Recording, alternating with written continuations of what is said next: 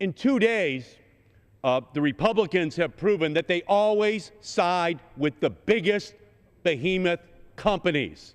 Yesterday, they said it's okay for the biggest oil and coal and chemical companies to pollute the atmosphere. Today, they are saying that it's okay for the biggest communications companies to totally control the entire blogosphere.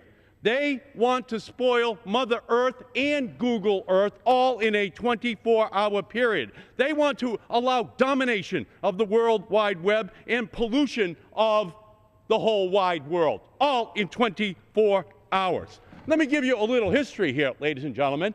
We had no competition in the internet, the wireless world. In 1993, 2 companies, analog, 50 cents a minute. No one had a cell phone in their company. We had to move over the 200 megahertz. We had to say there was a 3rd, 4th, 5th, and 6th company so that there would be competition and block the first 2 companies who were not innovating. Why were they not innovating? Because there was no Darwinian, paranoia-inducing competition to force them to move. And then in 1996, when the whole country was analog, we had to pass another bill to move them to digital, to move them to broadband, because the behemoths had yet to deploy broadband to one home in the United States. No competition, no innovation, no benefits to consumers, but the biggest companies that the Republicans support, they were happy with the way things were going because they could charge whatever they wanted to,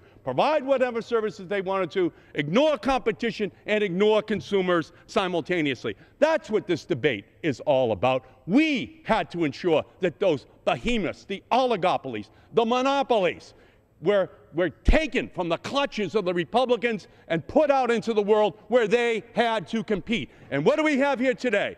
Another Republican congressional resolution saying, let's go back to that era where the biggest companies, the monopolies, defy the one lesson that Adam Smith taught us, which is that monopolies and oligopolies are incapable of enjoying anything but the respect of those who are already in the wealthy class while ignoring those who are in the consumer class. That's their history. That's the #1 lesson of Adam Smith, that we must beware of oligopolies. And here, what we have on our hands is an effort to shut down the one job-creating engine that has driven our economy over the last 15 years since we opened it up to competition, and they want to shut it down. Ladies and gentlemen, 50% of the growth of our economy in the 1990s was in this sector. It's because we had competition. They want to shut it down here today. Vote no on the Republican resolution, which ends this era of the open internet